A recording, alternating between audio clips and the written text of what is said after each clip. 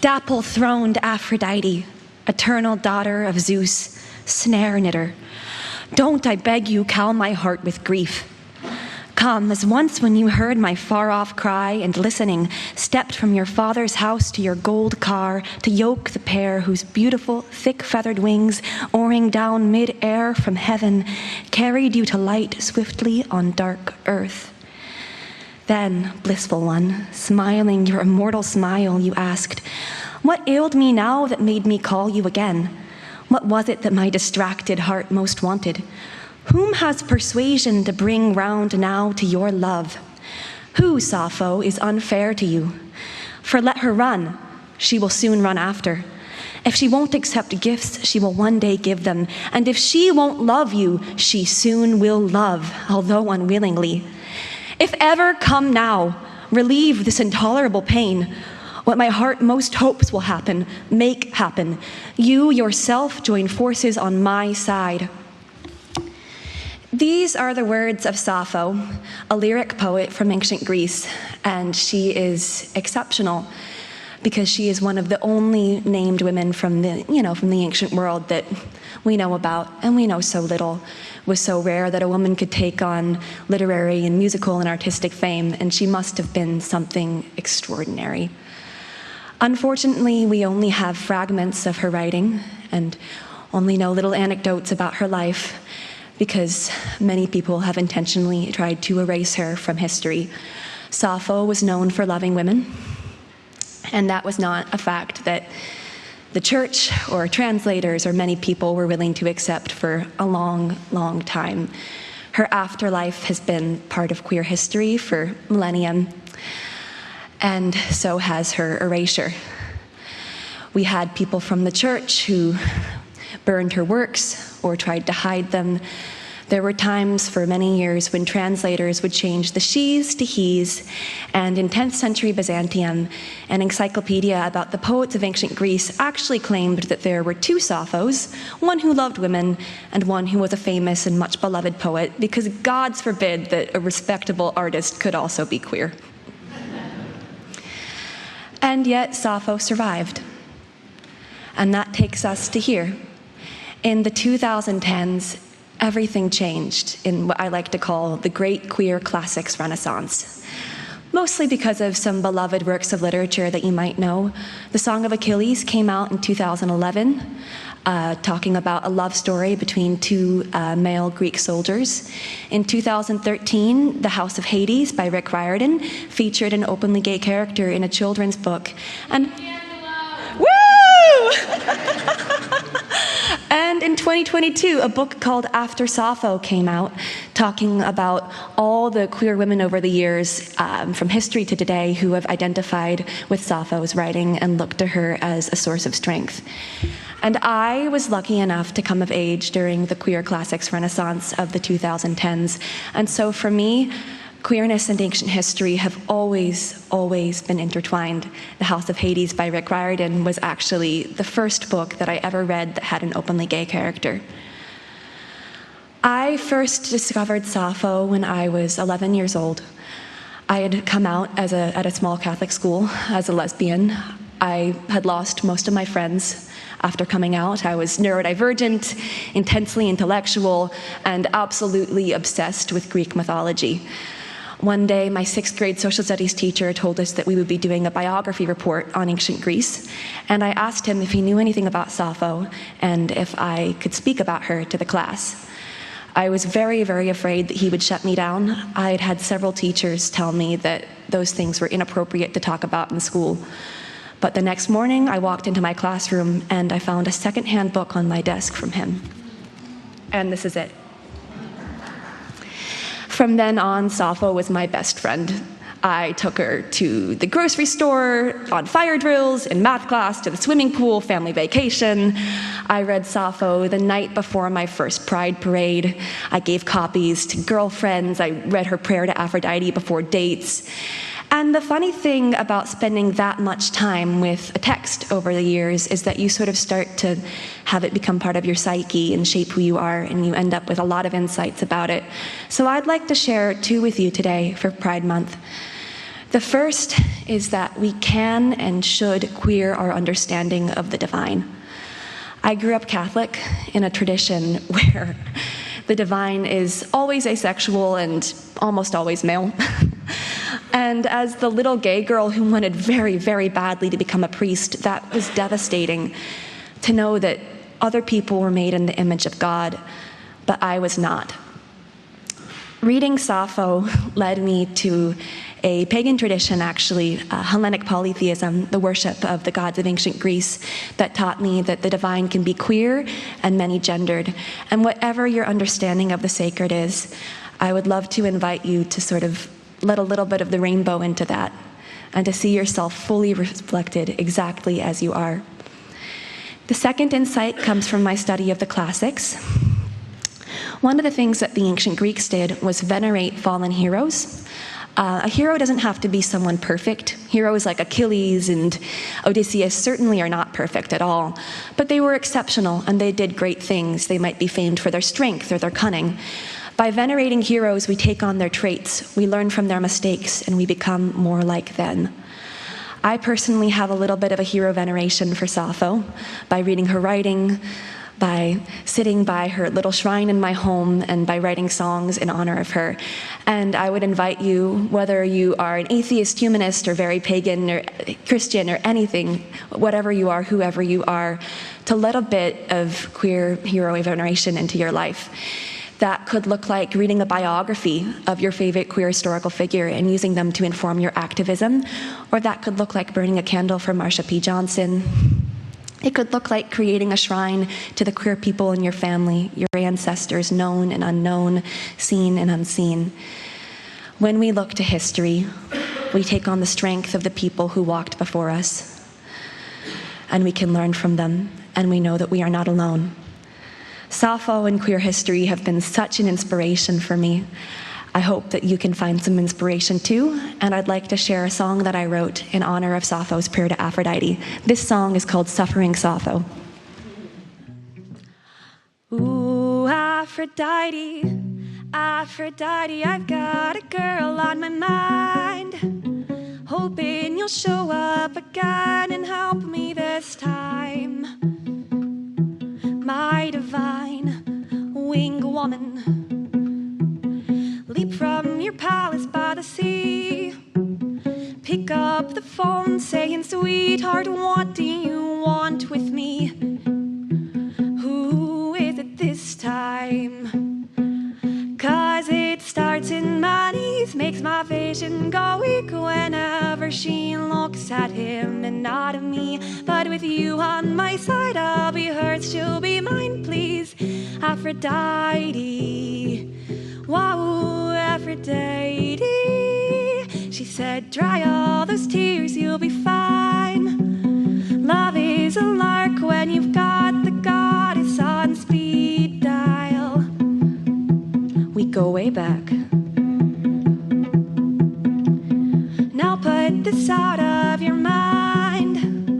I'll weave together your lives this plan I've devised, just between you and I.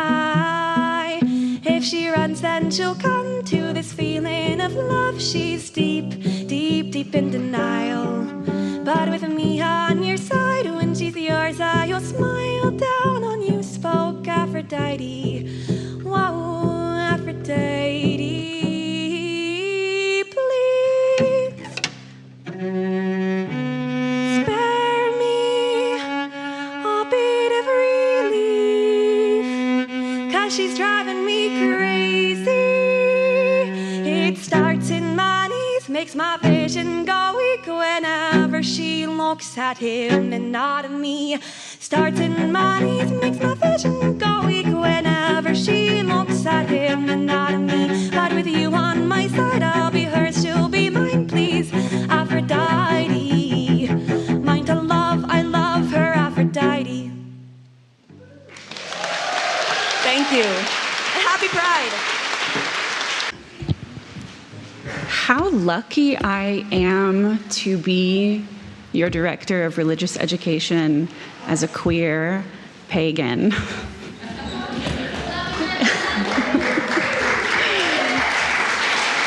I don't often get to talk about my own personal path, so today I will share with you just a small portion of that. I generally look to the ancient Greek and Mediterranean deities in my personal practice. Dionysus, through a modern lens, has become a queer icon, if you didn't know that. And the way that we understand sexuality today is different, but the way that archaeology and history has been written and taught has also been through a lens of patriarchal heteronormativity and shame. History that has been interpreted with washed out and toned down explanations does a disservice to the people who actually lived and worshiped in those times, and it also does a disservice to us today. Dionysus has been written off as a god of wine and parties and madness and general irresponsibility. But that's not the whole truth. These parties weren't just parties. They were a divine weaponization of joy and ecstasy to defend your rights. Dionysus actively threw off the mantle of what was considered manly according to ancient Greeks. Orphic hymn number 42 refers to Dionysus as twofold Bacchus, seen as male and female alike. Their defiance of gender norms was actively transgressive and horrifying to the patriarchal Greek world. It was a welcome relief, however, to the many who lived in that time under that shadow. Their followers were the disenfranchised, women, the poor, the social outcast who likewise did not fit neatly into the gender boxes of their society. Dionysus offered them relief from their suffering through pleasure, ecstasy, and sometimes violence. We can still make use of our modern understanding to reconnect with our history. Queer people have always been here. And we have the deities to prove it. And joy has always been a weapon of queer resistance. I will leave you with this image of me at General Assembly last week, looking and feeling fierce as hell. The blue makeup has become an act of defiance and solidarity at General Assembly for religious educators and for queer professionals who don't fit neatly into the boxes that people want us to fit into. An act of joy as defiance. Propino si, Dionysus liber. To you, Dionysus the liberator. Propino si. Grief is a national part of life. When a pet dies, we grieve. When a person we know dies, we grieve. Sometimes people we don't know die and we grieve. That process has no defined beginning or end, but it does have a substance and stages as we move through it. So why are you grieving? It is simple. You are grieving your own loss. It is your own expectations and concepts of the future and that loss around this person that you are grieving. However, when someone transitions into their true self, their true gender, their true life, there is no room for grief in this process. And if you are feeling grief, we have to stop and ask ourselves why. We do not grieve when a caterpillar becomes a butterfly, do we? No matter what level of ally you are and your place in a person's life, gay or transgender, we don't really have the time or responsibility to deal with your grief about what we should be to you. This is especially important to those in positions of influence to understand. Parents, teachers, spiritual elders and advisors, and of course, family and friends. Transgender people already have enough to worry about, legally and societally. We have to become our own law clerks, our own healthcare advocates, and in many cases, our own healthcare professionals, because many of the professionals out there do not know how to deal with us and are not well-versed in our care. In many places and times, our own spiritual counselors for the same equivalent spiritual reasons. We spend hours in therapy dealing with our own internalized issues based on society's pressures and expectations.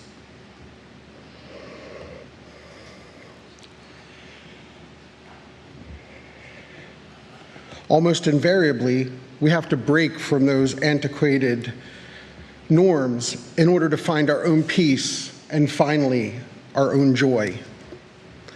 We have many aspects to deal with in our lives, and support from those closest to us is the greatest gift that we can get. But I tell you this honestly as both a transgender woman and the mother of a transgender son. I will not tell you how to parent save this. As a parent, I believe two things. One, the only way to completely fail as a parent is to stop loving your child for who they really are. And two, don't be a hypocrite. Live by example. I mention parenting because it is the biggest cause of stress for transgender youth and transgender people in general. So that, in a nutshell, is grief and stress of being transgender and what you can do to help us in your life. But the majority of you are not transgender, and you cannot even begin to understand trans joy if you have not supported someone close to you through transition. So I'm going to try to define it for you. And this poem is the best definition I have found, because trans joy is universal, even if our experiences are not. This is from a Canadian trans female artist named Blue. What they don't tell you about being transgender. What they don't tell you is that it isn't just your gender. That already seems hard enough. Change your name, change your pronouns, grow some breasts, shave your face, razor nicks on your neck, giving you away. Actually, it's ma'am a dozen times a day. Coming home at night and wondering if you will ever be enough. They tell you all those parts. They prepare you for the worst. What they don't tell you about is the freedom, like stepping outside in your first pair of glasses, looking at the vague shape of trees and seeing for the first time that they are made of hundreds of leaves. Like running through the house as a child with all my birthday balloons, and they surrounded me. And there was a magical moment where I felt something, a joy and painful longing. And I spent the afternoon trying to recreate that sensation, but never could. They don't tell you about becoming a person. Not a woman, but a person. About how it feels to suddenly care. About having opinions instead of apathy. And about how joy bursts out of you like fireworks. They don't tell you that you'll look around the world and see so many rules binding us all. And maybe they once seemed like chains. But now they're more like tripwire, tense and brittle, a fragile spider web of control. And you say to yourself, I've already broken so many, why should I stop there? They don't tell you about the family, the familiar nod from the 6-foot-tall girl in a choker at the board game store, about the burst of pride seeing the scars on a friend's bare chest as he goes shirtless for the first time. About fighting tooth and nail for your partner's pronouns when they can't do so for themselves. Your love a fierce mantra. They, them, they, them, they, them. They don't tell you about coming from that world full of brittle strings to a home full of gentle words. About hand-me-down dresses that fit you better than anything at the store. About a lover stitching your new name on your Christmas stocking. And about your spouse by your side of your hospital bed, sneaking you frappuccinos and fries as you sit there in a Percocet haze, your crotch now matching your life, flipped inside out. What they don't tell you about is the realization that your life is now yours, and the fear and power of making decisions for yourself. No longer a passenger behind the wheel, driving off for who knows where, but enjoying the ride on the way there. Trans joy is real. A medical fact, actually, sometimes labeled gender euphoria, and whether it is all of it or part of it is still up for debate. I remember waking up in that Percocet haze on the morning of November 16th, 2018. And despite the pain, I could not stop smiling. You see, the war was over. That is the only thing that I can relate it to and try to have people actually understand. And I have now watched my own child begin to grow and think and blossom even as early as he is in his transition. Trans joy is not only real, but it is necessary. With all the other stresses and issues that we face, transgender people need the joy to keep us going. Those moments of affirmation during transition help make the struggles and the doubts go away. So we understand your grief is real and valid, but there is no time or room in it in our trans joy. And I would ask each and every one of you to think about that before asking a transgender person who you want to support deal with it. There is no room for grief in trans joy.